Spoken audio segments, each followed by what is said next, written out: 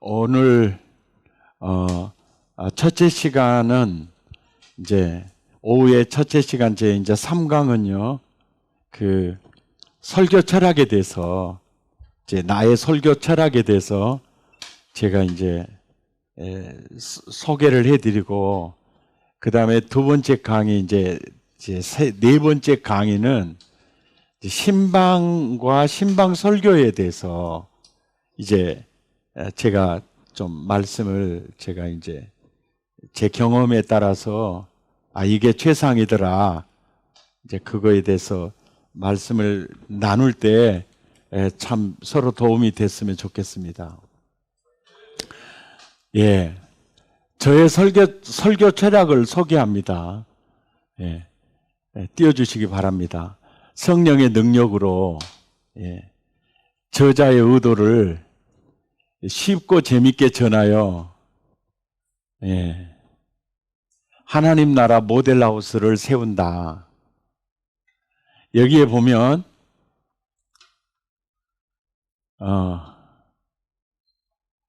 성령의 능력으로 이것이 영맥으로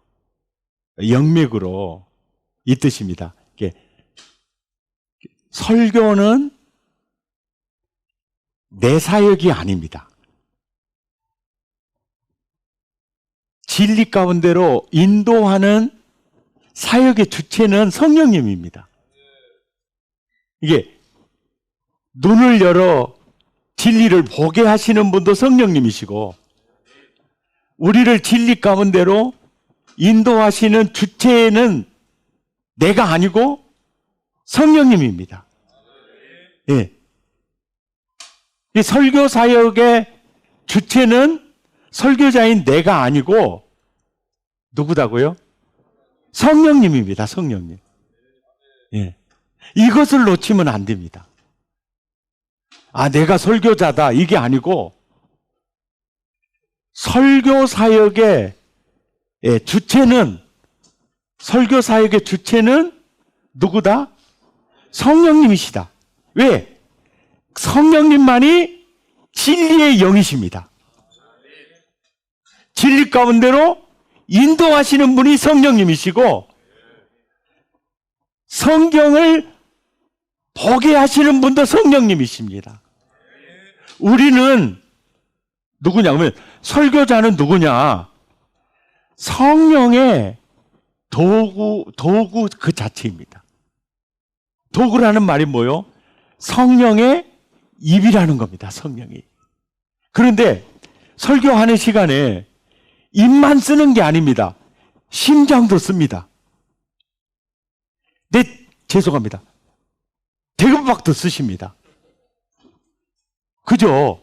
입주댕이도 쓰십니다. 지금 땅을 딛고 있는 두 다리도 짱짱이 쓰십니다. 모든 것을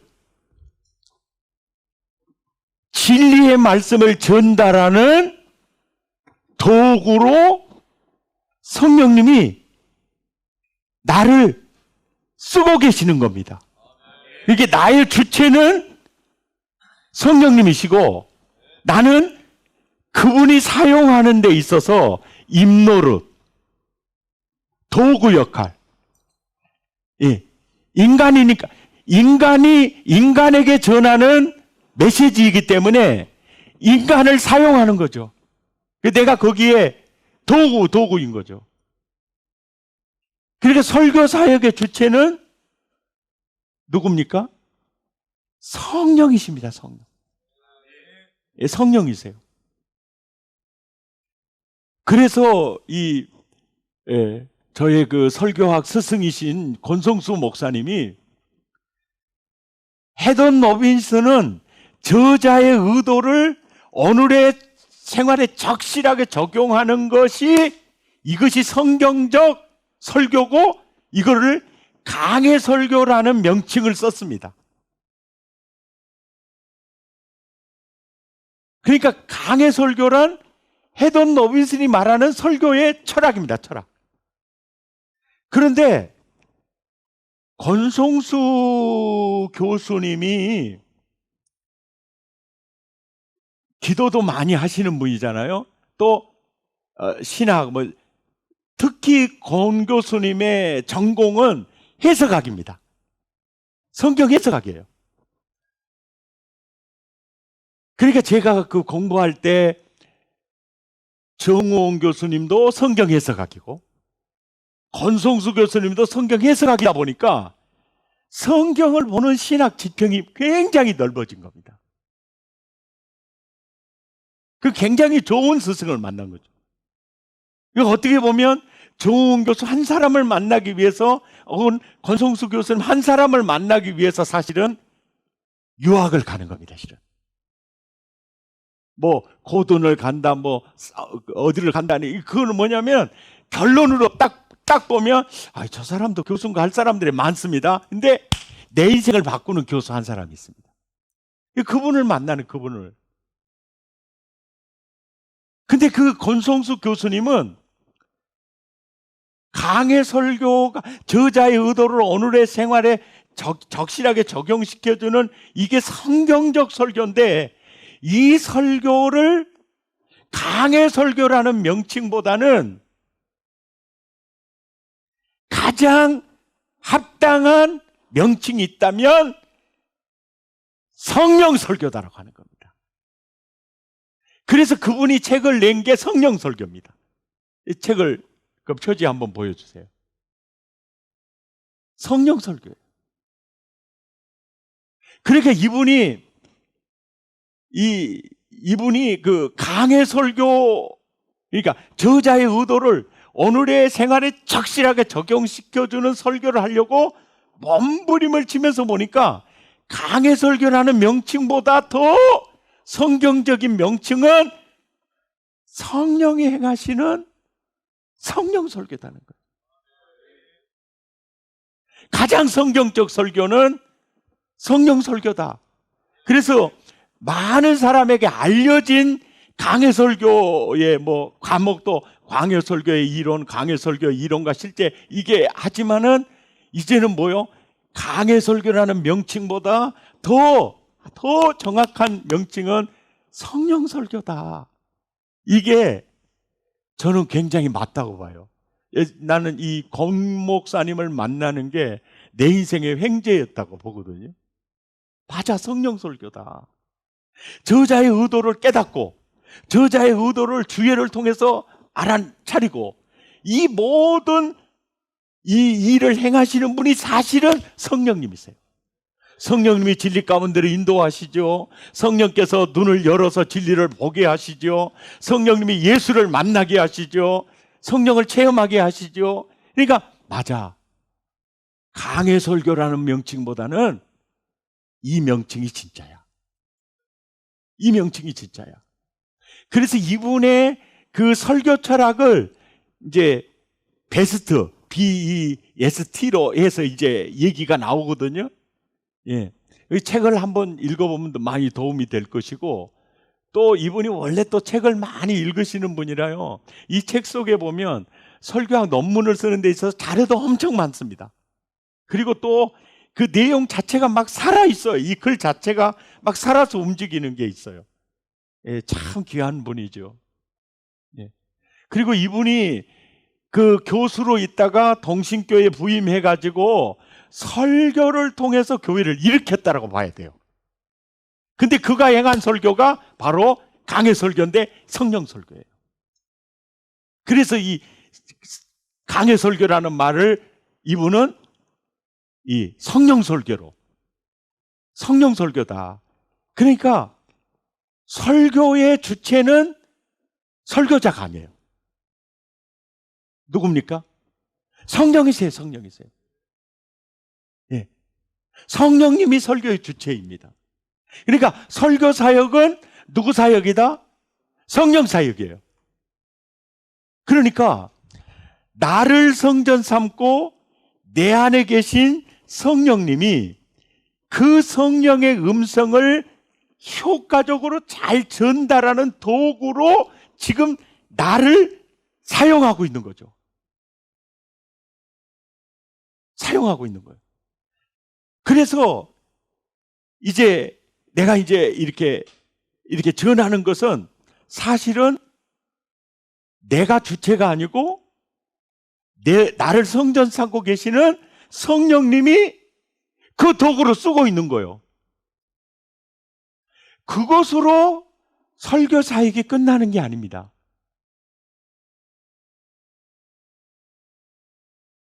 설교는 성령 사역이다.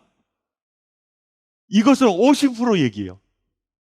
이제 또 남은 50%가 어떻게 역사를 하느냐면, 나를 성전 삼고 계시는 그 성령님이 장로님, 안소집사님, 권사님 다 성전 삼고 계시잖아요. 그죠? 그 안에 계신 성령님이 귀를 열어줄 때 들려. 눈을 열어줄 때 진리를 보게 돼.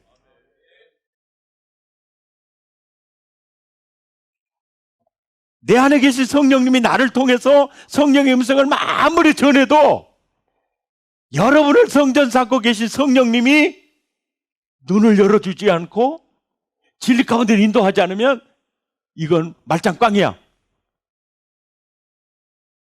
이래서 우리는 내 안에 나를 성전 삼고 계신 성령님이 나를 도구 삼아 전하는 말씀을 깨닫게 하시고 하시는 그 사역을 여러분 안에 계신 성령님이 해줄 때에만이 설교 사역이 완성이 되어 가는 겁니다. 예. 그 설교는 성령 사역이에요. 그래서 가장 성경적 설교는 영맥을 따라서 주예가 이루어지고 영맥을 따라서 논리가 정해지고 그분의 인도하심을 받기 위해서 주일날 아침에 눈 뜨자마자 이 자전거를 타면서 50분 동안 찬양을 들으면서 함께 부르는 거예요. 내 영혼이요 은혜로 채워지기 시작하는 거예요. 그 작업이 그렇게 중요해요. 이게 뭡니까? 성령의 기름 부으심이죠. 그냥 성령으로 채워지는 거죠. 이래요. 진짜 설교할 기분이 아니야. 그리고 또 무거운 짐이 너무 커. 찬송 함께 부르다 보면요, 내 안에 계신 주님이요, 그 가시밭과 같은 마음을 다 정리하신다니까요. 내가 네 마음 알아. 그러면서 예수로 채워지는 걸 느껴요. 성령으로 채워지는 걸 느껴요. 그래서 본론을 결정하는 건 서론이라니까요. 그래서 서론이 중요한 거예요. 네. 이래서 설교 철학을 할 때 설교 사역은 성령 사역이야. 그분이 진리 가운데 인도해야 내가 진리를 만날 수 있어. 그 마음으로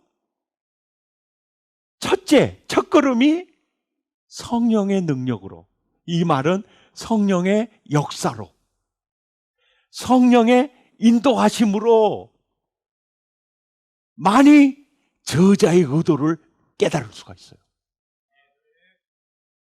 그러니까 영맥을 따라 문맥, 경맥, 사맥, 또 생활 속에 어떻게 적용할 것인가, 이 모든 맥을 잡아주시는 분이 성령이세요. 저자의 의도를, 아까 철학 다시 화면에 보여주세요. 성령의 능력으로 저자의 의도를, 여기까지가 주예요. 주예. 이 주예. 성령의 능력으로 주의 작업을 통해서 메인 아이디어가 딱 떨어지는 순간까지가 저자의 의도, 메인 아이디어가 떨어졌어요. 그게 떨어지면 이제 전달하는 것은 쉽고 재밌게 전해야 돼요. 기쁜 소식을 왜 기쁘지 않게 전합니까? 하늘의 만나를 왜 맛도 없게 전합니까? 도암직도 해야지요. 드럼직도 해야죠. 예? 왜 그렇게 지루하게 전합니까? 그건 절대 NO! 왜? 설교는 들리는 설교하고 안 들리는 설교가 있는데 아무리 준비해서 해도 안 들리면 꽝이에요. 들려야 믿음이 나와요. 들려야 영혼이 살아나요. 들려야 돼. 그러니까 대부분 보세요. 교회마다 설교자의 설교가 들려. 그러면 영혼이 살아났고 얼굴이 확 펴 있어요. 예배 끝날 때는 어떤 주제의 설교든 은혜와 기쁨이 있어요. 이 설교가 제대로 된 설교예요. 아니, 그 좋으신 하나님 말씀을 전하면서 왜 어렵게 전해요? 주로 설교 어렵게 하는 사람이 누구냐면요, IQ 지수가 높은 사람이고 학력 가방줄이 좀 괜찮은 사람들이야. 그러니까 여러분, 신대원 다 나오셨죠? 교수님들 미국에서 PhD 받아온 종자들 많죠? 설교가 너무 쉽죠, 아주. 김삼원 목사님 설교 너무 어렵죠? 왜 그런 줄 아세요? 내가 연구해 왔어. 왜 저 양반은 저렇게 설교 어렵게 해? 그러니까 설교 듣는 우리가 우리 대급박이 다 지 대급박인 줄 알아. 여기 지 대급박은 금방 알아먹어버리거든. 그러니까 알아먹을 줄 알고 그래. 근데 그 대급박 차이가 있는데. 근데 설교를 아주 쉽게 하는 사람들은 주로 열등생 출신들이 많습니다. 왜냐하면 내가 잘 못 알아먹었어. 왜 너무 힘들어? 여러분이 저를 봤을 때 저 친구가 열등생인지 우등생인지 아마 파악이 될 겁니다. 설교는 쉬워야 하고 재밌어야 한다. 예. 설교는 절대 어렵게 전해서는 안 된다. 절대 쉽게 전해야 된다. 쉽고 그리고 재미가 있어야 된다. 음식을 어떤 분들은 그러잖아요. 몸에 좋아. 짜지도 않고 간도 잘 안 맞아. 근데 아니 왜 이렇게 싱거워요? 이게 몸에 좋아.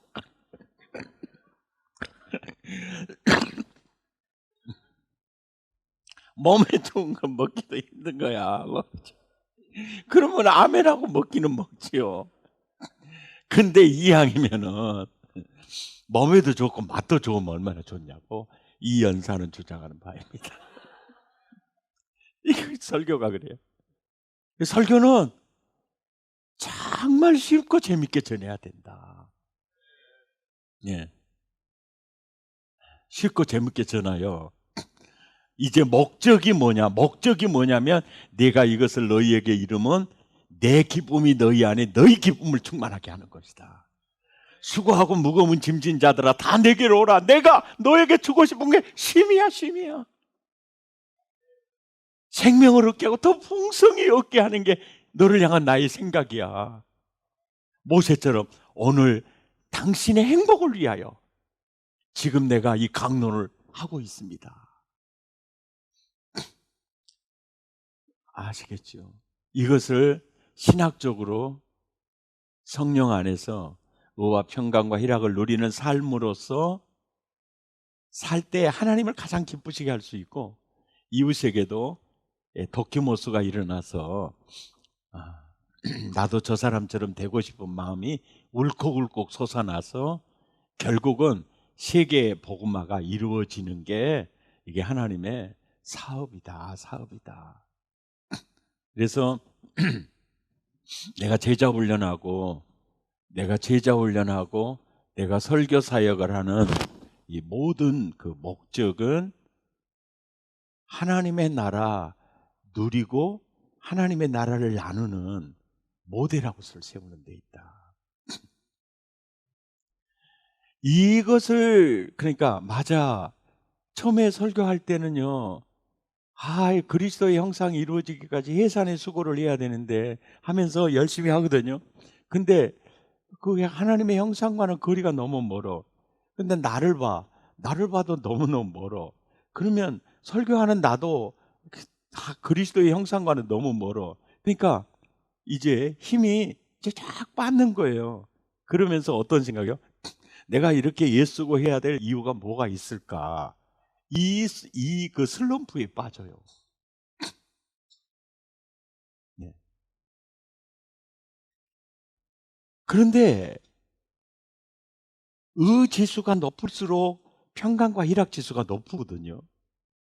그래서 지수를 높이려고 했을 때 이제 증상을 다루는 설교와 원인 치유를 다루는 설교가 이제 나눠지는데요.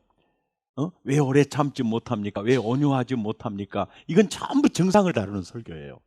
그런데 원인 치유 설교가 뭡니까? 그리스도 안에 거하십니까? 지금 세상과 짜가고 있습니까? 주님과 짜가고 있습니까? 이게 뭐냐? 주님과의 관계를 자꾸 묶어주는 설교. 이게 원인 치유 설교예요. 원인이 치유되면 그분과의 관계가 개선이 되고 회복이 되면 증상은 자연적으로 개선이 일어나게 돼 있어요. 또 기도하게 되면 원인 치유가 다 일어나요. 기도하게 되면 왜 이렇게 응답이 더디지? 내가 뭐가 문제가 있을까? 그러면서 스스로 죄를 막 찾아가면서 회개하게 돼요. 그렇게 해서 기도하게 돼요. 그러면 그 설교 속에서 원인 치유가 이루어지면서 증상이 개선되는 것을 느껴요.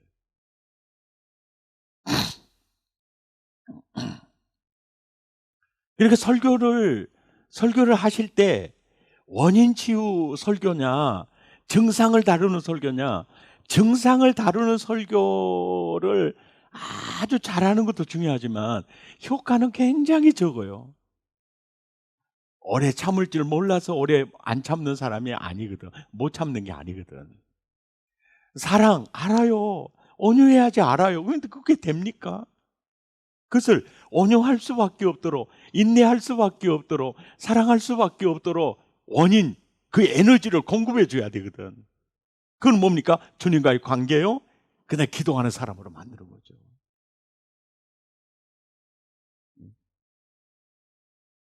그 속에서 증상이 다 개선이 되는 거예요. 예.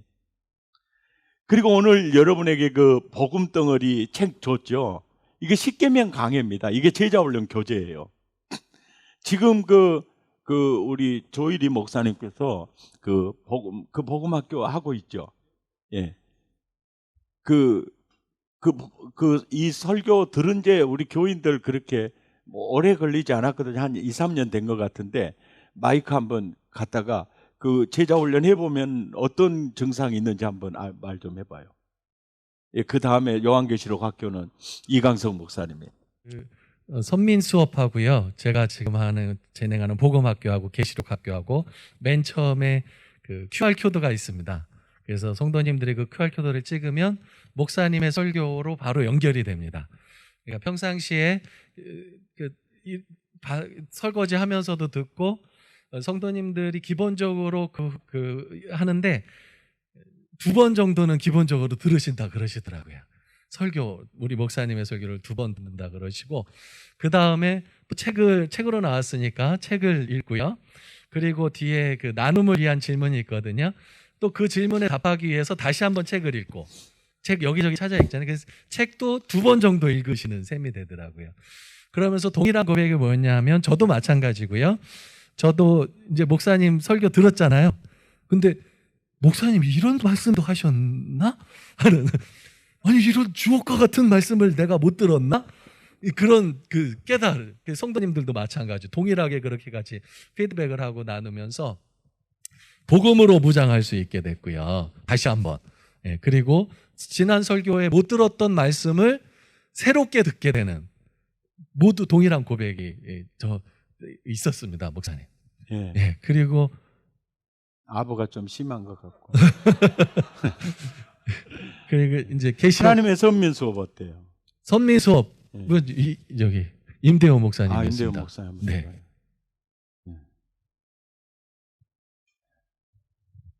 네, 안녕하십니까. 예. 네, 저희 서민 수업 시작할 때 실은 청년 중에 한 명이 좀 우울증에 좀 걸려 있는 청년이 있었는데요.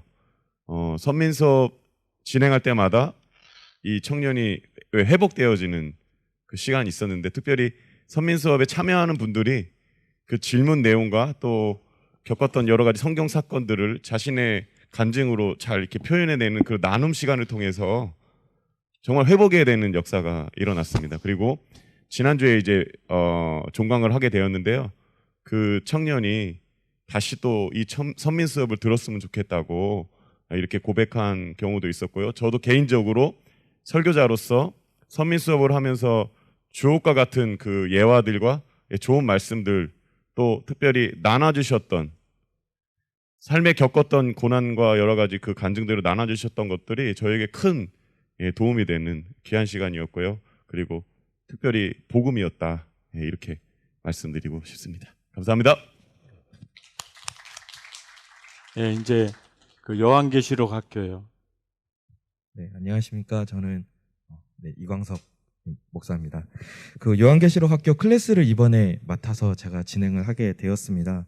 앞서 조일이 목사님 말씀하신 대로 성도님들이 매주 이렇게 예습을 해오시는데, 이제 QR코드를 통해서 영상으로도 들으시고, 그리고 책으로 또 읽으시고, 질문에 대한 답을 달면서 기본적으로 3-4번 이상씩 읽으시면서 동일하게 이게 읽을 때마다 들을 때마다 새로운 은혜의 포인트들이 이렇게 부어진다라고 고백을 하셨습니다. 그리고 아무래도 특별 과정이기 때문에 행카를 졸업하셨던 분들이 이렇게 다 들어오셨는데, 교회에서도 꽤 열심히 사역하면서 이제 자리 잡고 계신 분들이셔서 이분들 이제 나중에 끝날 때 이야기를 들어보니까 첫 시간에 올 때는 이제 의뢰하는 그런 나눔이지 않을까, 이렇게 생각을 하고 오셨는데, 첫 시간부터 하나님께서 또 강력하게 역사하시고 너무 쉽고 재미있게, 하지만 깊이 있는 말씀이 홍수처럼 밀려드는 것을 느꼈다, 이렇게 고백을 하셨습니다. 성도님들의 이야기를 직접 제가 제가 들었던 이야기들을 좀 옮겨서 그대로 말씀드리면, 책이 살아서 저한테 자꾸 이야기하는 것 같다라고 고백하신 성도님들도 계셨고요. 책을 보면 거울같이 제 모습이 비치는 것 같다라고 고백하신 성도님도 있었습니다. 그리고 몇 년 동안 서로 갈등 관계였던 분들이 이 요한계시록 강의 이 시간을 통해서, 요한계시록 학교 시간을 통해서 서로 회복되는 역사도 있었고요. 원래 잘 본인은 이런 것들을 안 나눈다는 분들도 자신의 인생을 깊이 있게 나누기 시작을 했습니다. 수업을 시작할 때는 기대와 웃음으로 시작해서 끝날 때는 서로 은혜 받아서 울고 웃으면서 그렇게 끝나는 시간이었습니다.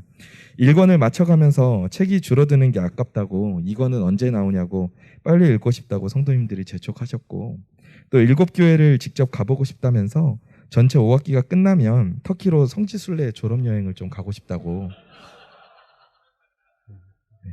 그래서 제가 담임 목사님께 허락을 받아서 말씀드리겠다고 제가 말씀드렸는데, 진짜 네. 그래야 되겠네요. 네, 그럼 제가 복된 소식을 전하도록 그렇게 하겠습니다. 그래서 소그룹을 진행하면서 참 저도 많이 배웠고, 그리고 풍성한 은혜를 누리는 시간이었습니다. 감사합니다. 요한계시록 강해를 이제 하면서 굉장히 두려웠습니다. 내가 혹시 잘못 해석하면 어떠나. 근데 요한계시록 강해를 시작하게 된 동기가 코로나19 때문이었습니다. 그래서 대면 예배가 어려워지고, 이럴 때 말씀으로 영혼을 어떻게 잡을 수 있을까, 그럴 때 요한계시록밖에 없겠다라고 이제 시작을 했어요. 시작을 해서 이제 강해를 해 나가는데, 나는 원래 그 세대주의의 사실은 영향권 안에 제가 있었고, 사실은 제가 설교도 세대주의적인 내용을 했었어요. 그런데 아까 성경 주에 보셨잖아요. 문맥하고 경맥하고 이 영맥, 이게 영맥에 따라서 문맥대로 한번 이제 가본 거였죠. 그런데 그게 바로 개혁주의 신학하고 맞다는 걸 느꼈어요.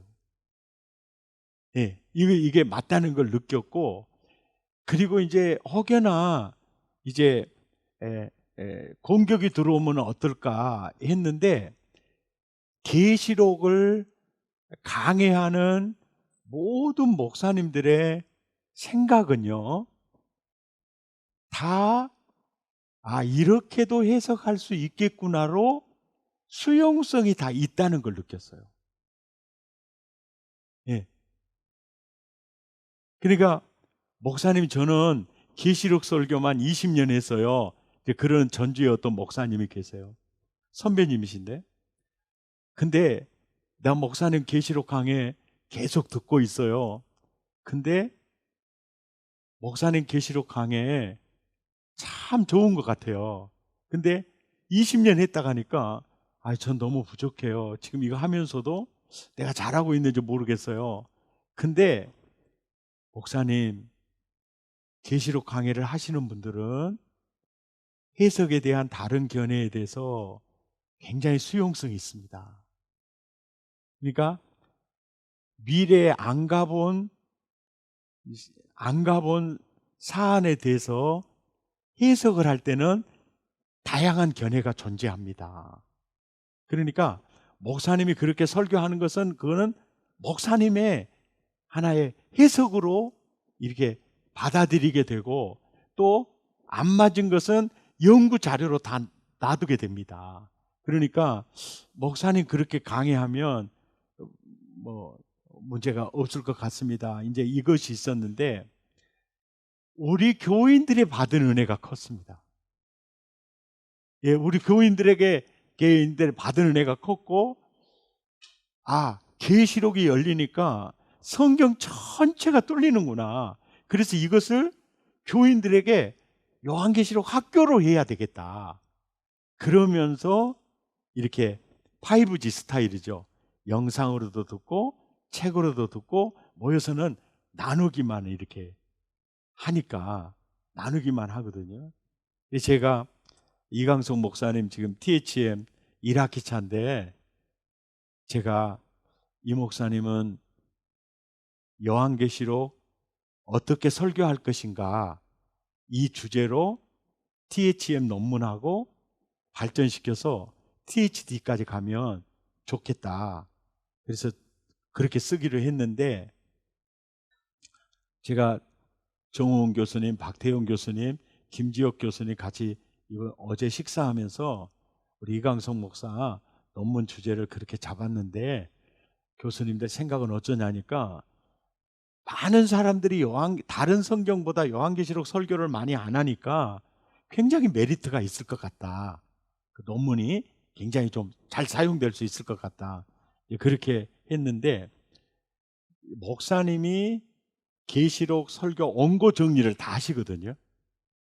저분이 원고 정리를 하면서 이제 설교 들으면서 원고 정리하면서 또 실질적으로 제자 훈련을 하면서 이렇게 피드백을 받으니까 아마 굉장히 좋은 논문이 이렇게 나올 것 같아요. 예. 근데 계시록 이게 영맥을 따라 성령의 인도를 따라서 문맥과 경맥, 그리고 사맥, 그리고 오늘을 사는 우리에게 생활에 어떻게 적용할 건가, 이 원리가 굉장히 중요합니다. 문맥을 따라가는 거예요. 가장 중요한 문맥. 그리고 계시록의 그 말씀들이 다 경맥에 어떻게 연결이 되냐면요, 에스겔서 메시지하고 연결되고요, 다니엘서 메시지하고도 연결되고요, 창세기 메시지하고도 연결돼요. 에레미야하고도 연결이 됩니다. 그래서 문맥, 경맥, 영맥을 따라 이게 너무너무 이렇게 정교하게 이렇게 잘 되어 있어요. 그래서 요한계시록 학교 제 책을 가져다가 요한계시록 학교를 개설해도 좋고, 이제 하나님의 선민 수업 학교를 이제 개설해도 이제 상관이 없고요. 아니야, 요한계시록은 내가 한번 해봐야 되겠다. 그래서 여러분이 설교를 또 이렇게 이 책도 이렇게 참조하면서 설교를 해서 여러분이 또 요한계시록 학교 책을 또 내서 또 이렇게 훈련을 할 수도 있어요. 아무렇게나 해도 상관이 없어요. 예, 무슨 얘기인지 아시겠죠? 근데 중요한 거는 뭐냐면 제자 훈련을요 아주 졸업문을 적게 하고 힘들게 시키잖아요. 그러면 다음 학생 모집이 안 됩니다. 예. 그리고 또 하나 단점이 뭐냐면 졸업한 자들은요 너무나 과한 우월감을 가지게 돼요. 그러면서 결코 공동체에 도움이 안 됩니다. 그러니까 행복 아카데미도요 그렇고 모든 훈련을 그냥 즐겁고 재밌게 이게 마쳐요. 마칩니다. 마치고 어떻게 하든 졸업을 시켜요. 그 다음에 복음학교로 다시 2년 있다가 집어넣어요. 왜냐하면 그때가 그리워요. 그리고 또 하나님의 선민 수업으로 이렇게 넣어 보내요. 그리고 또 요한계시록 학교로 이렇게 넣어 보내요.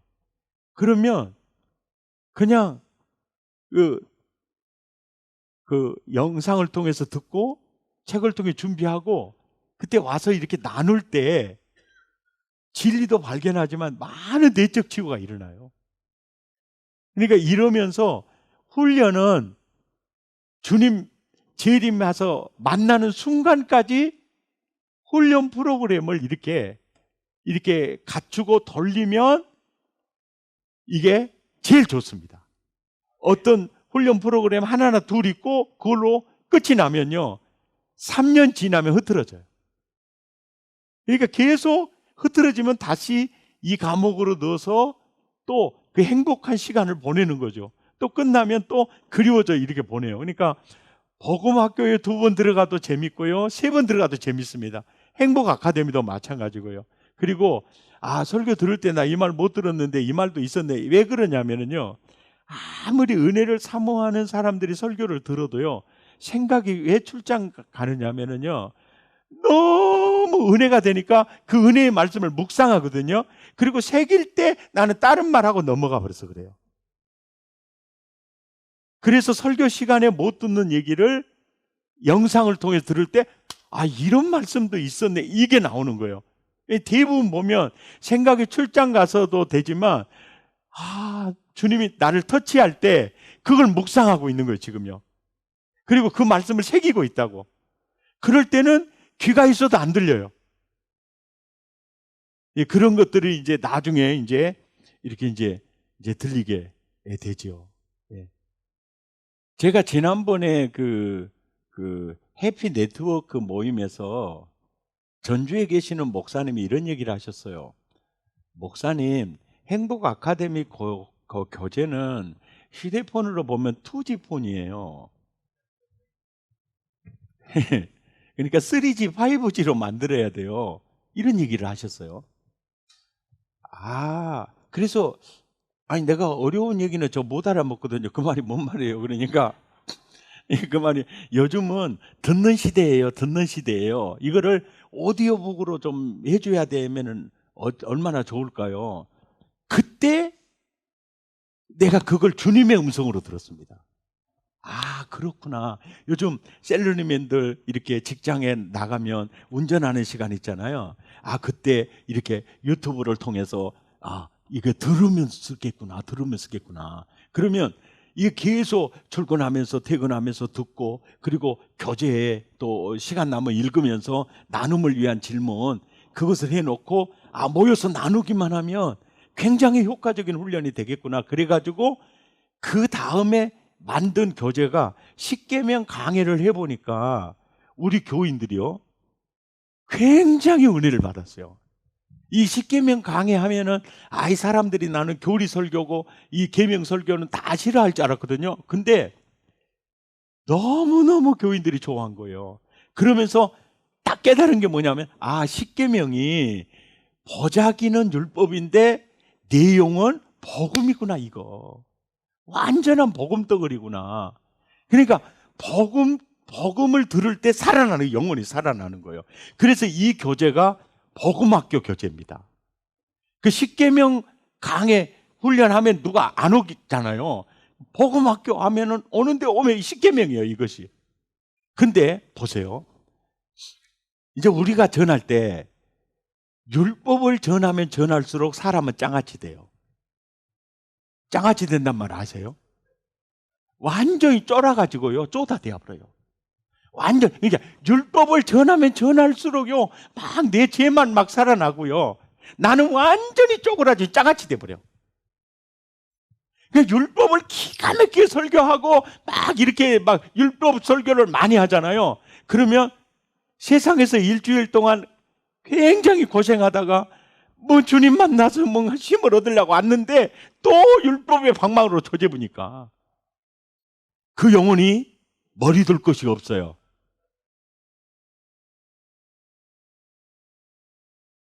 율법을 전하면 내가 죄덩어리이고 가능성 없는 정말 속물이라는 게 드러납니다.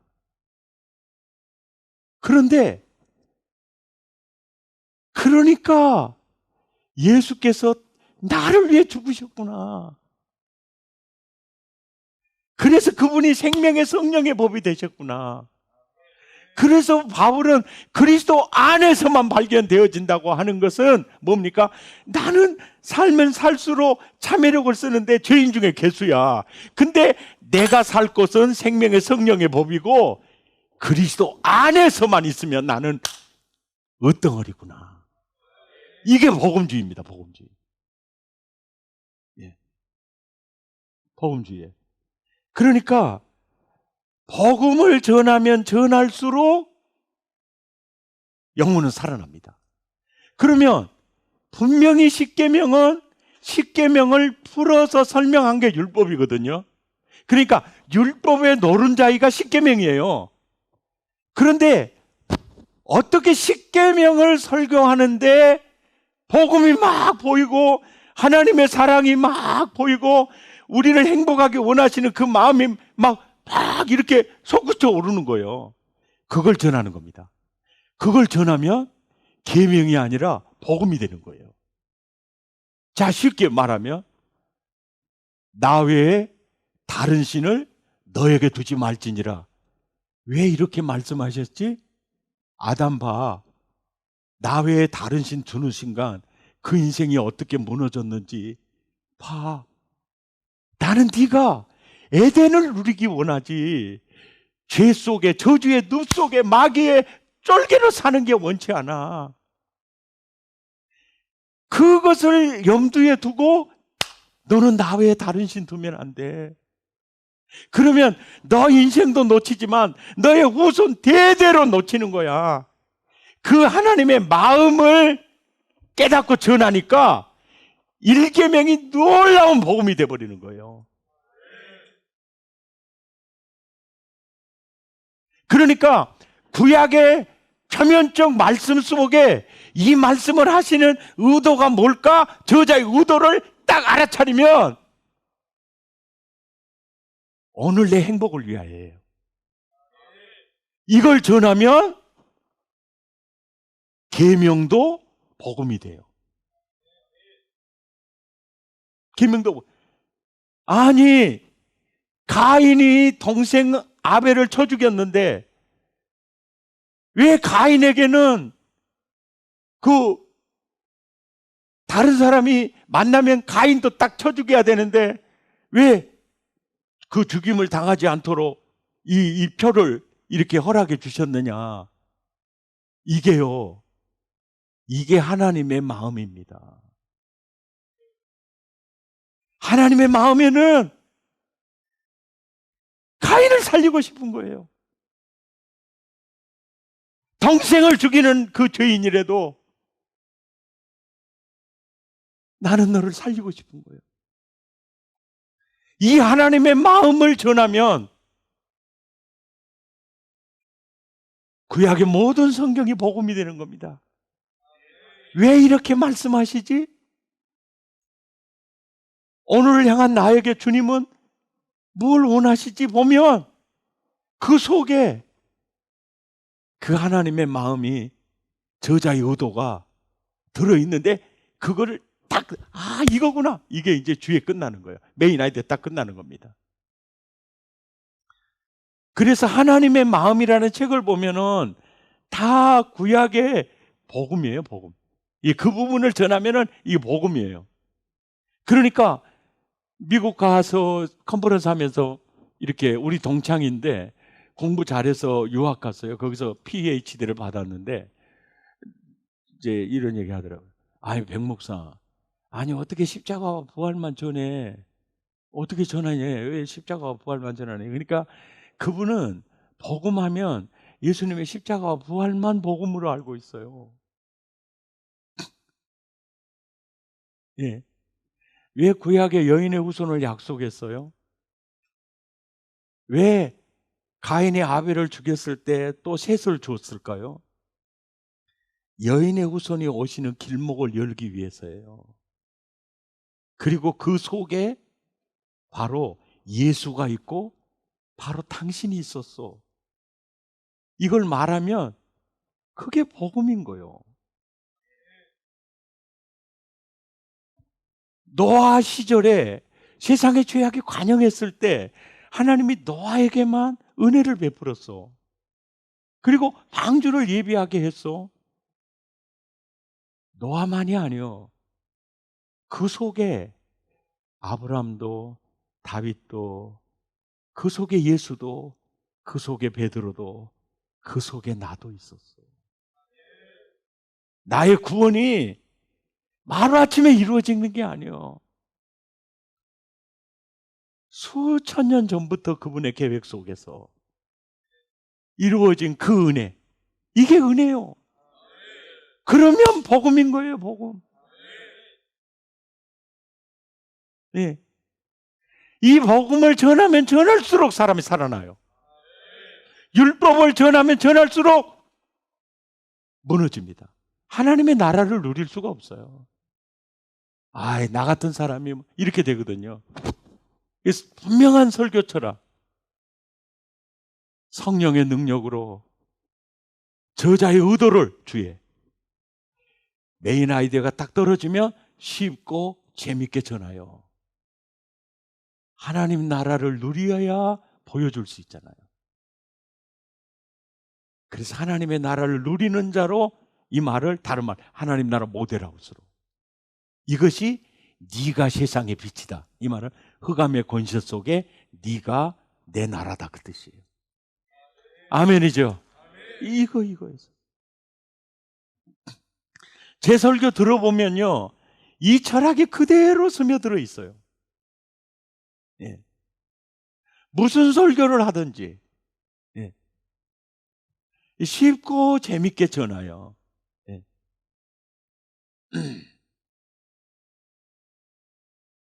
토성축제 할 때 정혜신 그 정신과 전문의거든요. 세바시에서 만난 분인데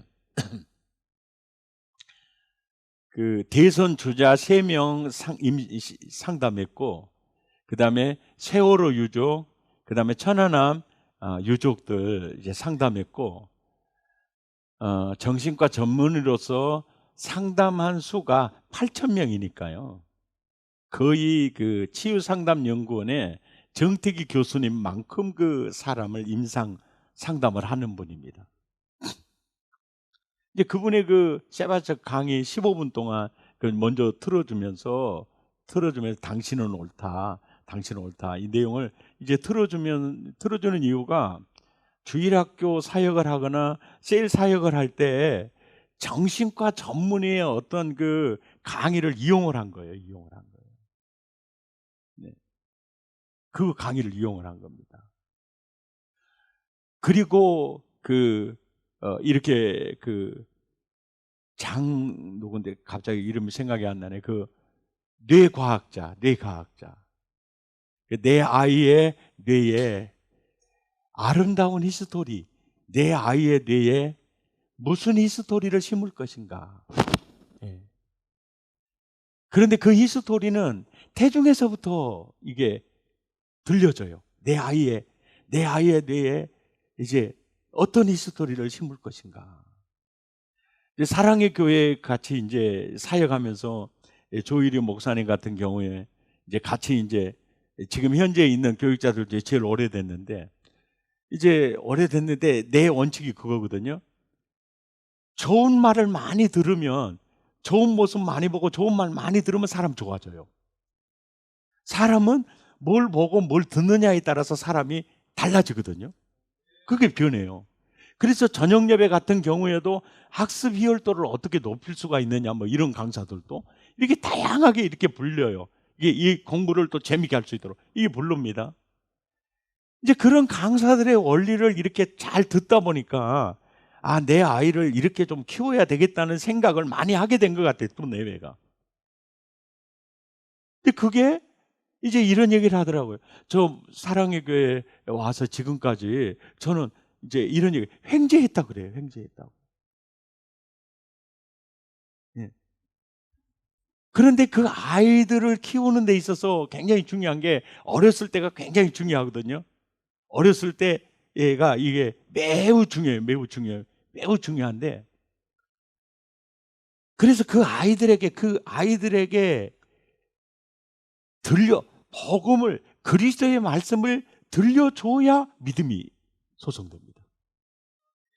안 들리면 아무 필요가 없어요. 그런데 오늘날에 그 유튜브를 통해서 또 영상을 통해서 또 미디어를 통해서 굉장한 정보가 아이들의 뇌 속에 지금 입력이 되고 있잖아요. 근데 우리 이 교회 학교 교육의 문제는 거기에 비해서는 엄청나게 떨어진다는 거죠. 이러면은 이거 우리 자녀들 다 마귀에게 도둑 맞게 된다고요. 이 마귀에게 이게 도둑 맞게 돼요.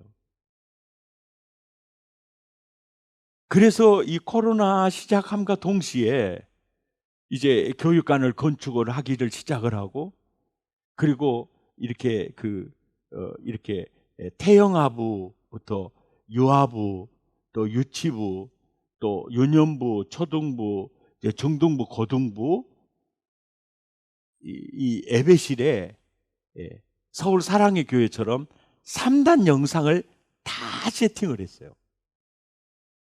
3단 영상, 태영아부부터. 왜 그랬을까요? 제 손자를 보니까 아침에 8시 반이 되면 굉장히 조용해요.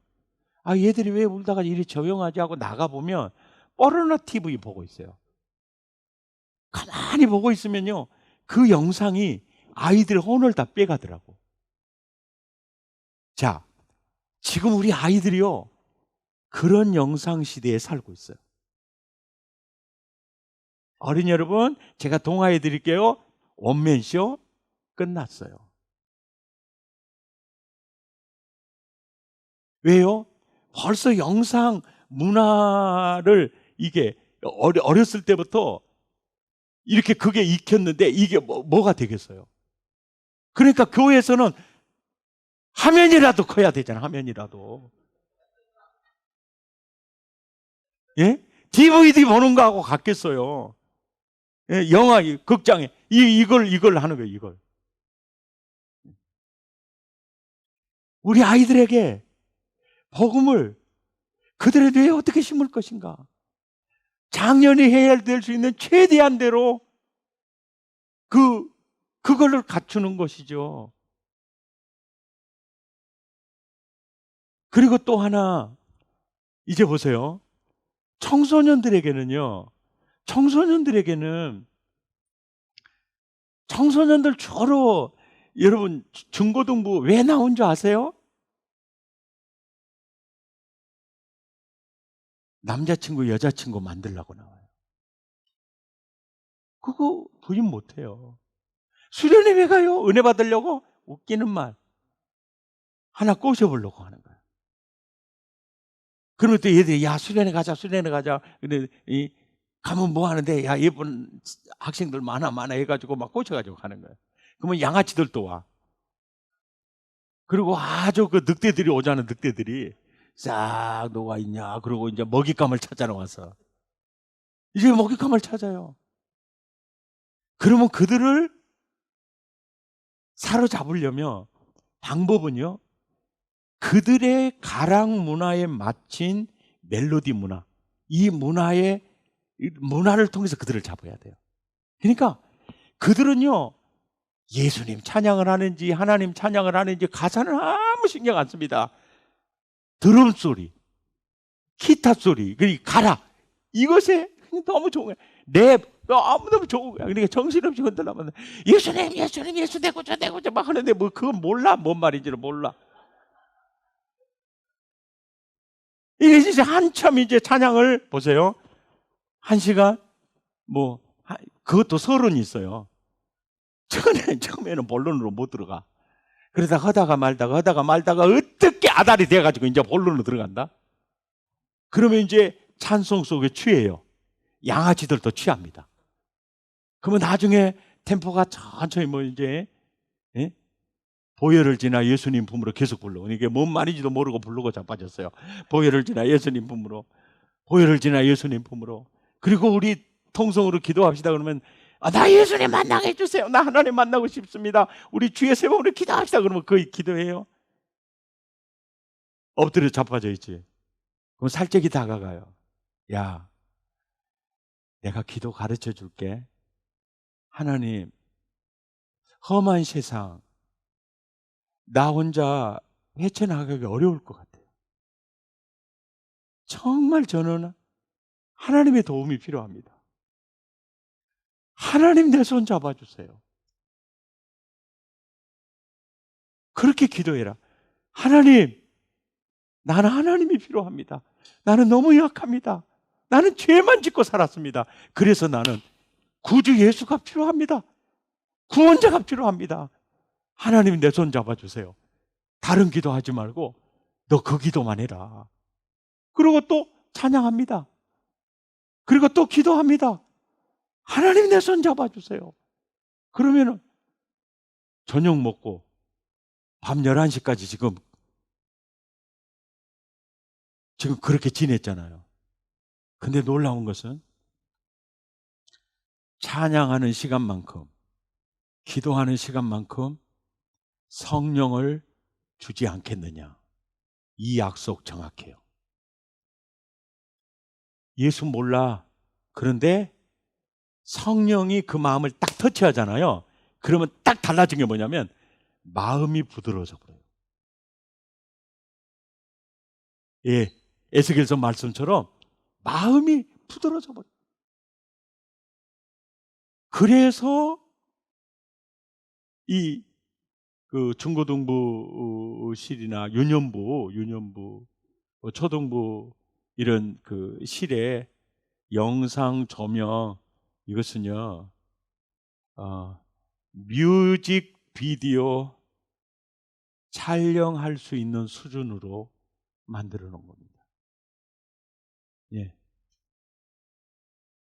그러니까 아유 목사님 그냥 이런 설교 들으면 저 기분 나빠요. 우리는 그런 능력이 없어요. 근데 여건에 따라서 청소년들을 성령 체험하게 하려면 복음을 보여주고 복음을 경험하게 하려면 또 영상시대에 태어난 아이들에게 그 아름다운 복음의 히스토리를 그들의 뇌에 심어주기 위해서 우리가 어떤 노력을 기울여야 되겠느냐는 사명감을 가지고 기도할 필요가 있죠. 이해가 되시죠? 오늘 설교 철학, 설교사에게 주체가 누구라고요? 성령이십니다. 그래서 어떤 목사님이 이런 얘기를 하더라고요. 설교를 준비할 때는 성령님이 안 계시는 것처럼 철저하게 준비해라.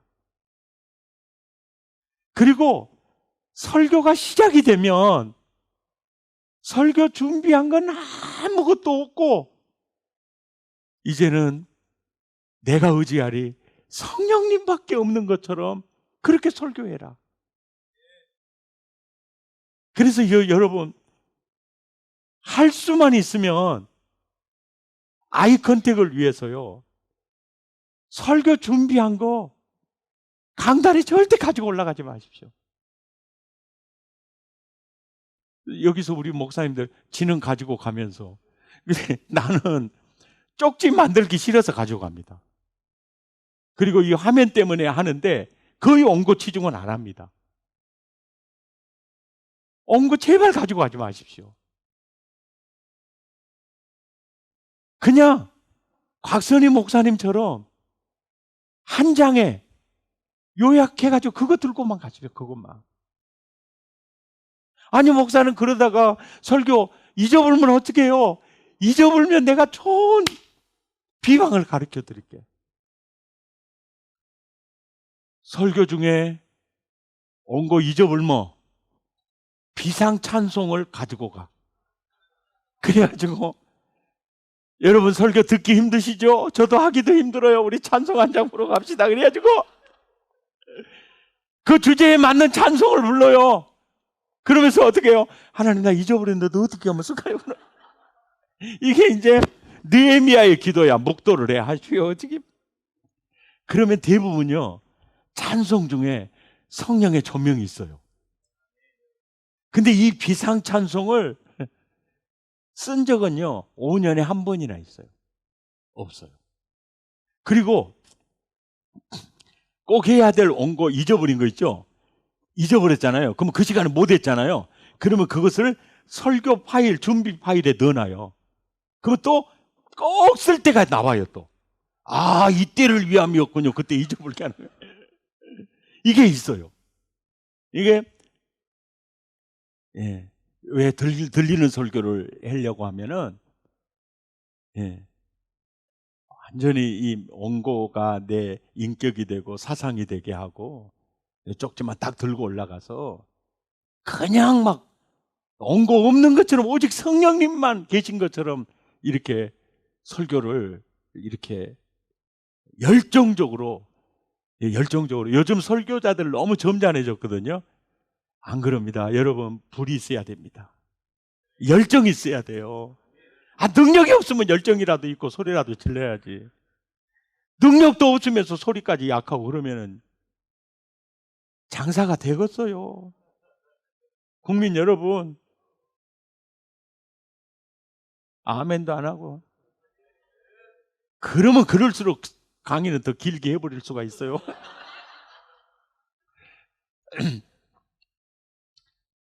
그리고요 요즘 제 설교 들어보시면 아시겠지만 요즘은 톤이 좀 더 높아졌어요. 왜 그러냐면 나이 들면 높아져야 됩니다. 나 아직 안 죽었어! 그러고 소리 질러야 돼요. 그래야 1년이라도 2년이라도 수명이 연장이 됩니다. 국민 여러분 눈치가 좀 있으세요.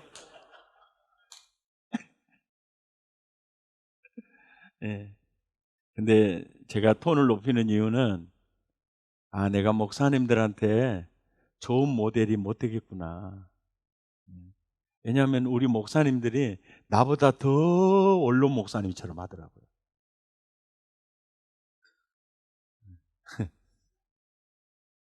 나보다 그런 말은 무슨 얘기냐면 나보다 더 늙어버린 거예요. 어느 구사라 하든지 이게 그 연령대에 맞춰서 할 필요가 있어요. 유아틱해질 필요가 있습니다. 그리고 우리 부목사님들 설교할 때요 틀려도 상관없어요. 실수해도 상관없습니다. 근데 소리 약한 것은 용서할 수가 없어요. 내 질리시기 바랍니다. 이것도 늙었잖아요 지금. 이 안에도 늙었어.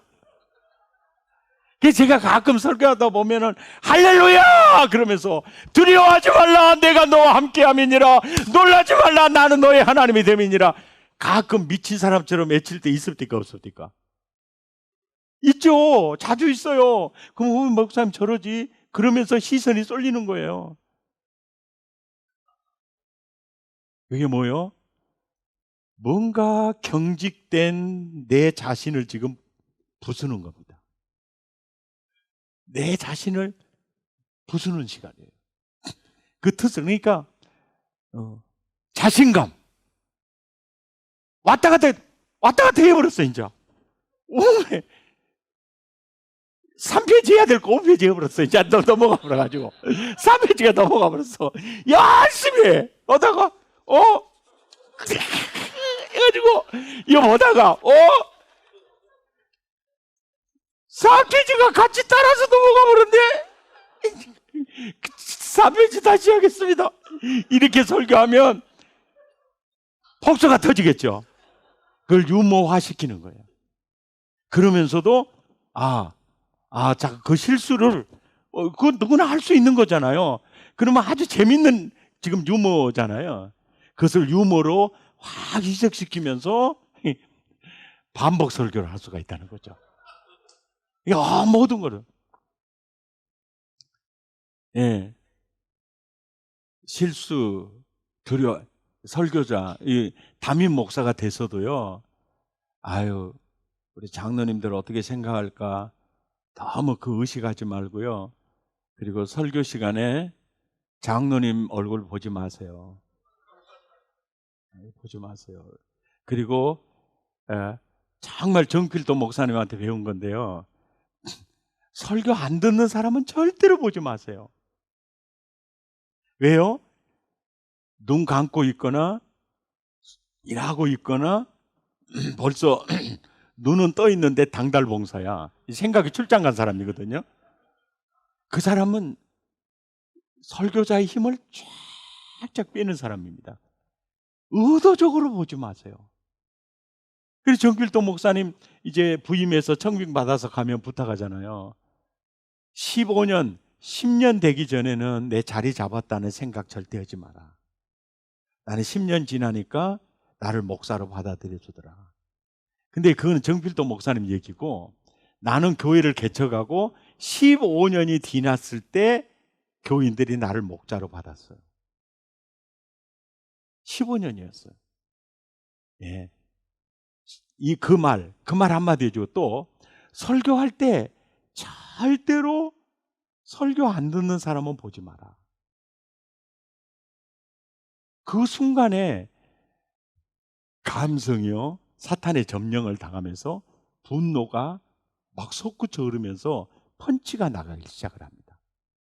그러면 그 펀치 맞아야 될 놈들은 다 피해 가버리고 안 맞은 분들만 다 맞은다는 거야.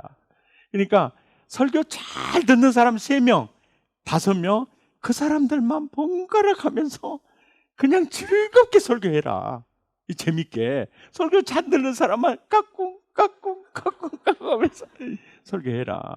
그러다가 어쩌다가 하나가 네이다에 걸리거든요. 그 순간에 확 올라옵니다. 이게 설교 시간에 시선 처리가 상당히 중요합니다. 영적 전투 시간이거든요. 설교는요, 안 듣는 사람을 위해서 하는 게 아니에요. 미안하지만 여기 예배 드리고 있어도요, 당사자가 있고 들러리가 있거든요. 들러리 보고 내 마음 상하면 다른 사람 다 놓치거든. 설교는 잘 듣는 사람만 보고 할 때 재밌게 설교할 수 있어요. 할렐루야. 아멘. 이것으로 3강을 마치겠습니다.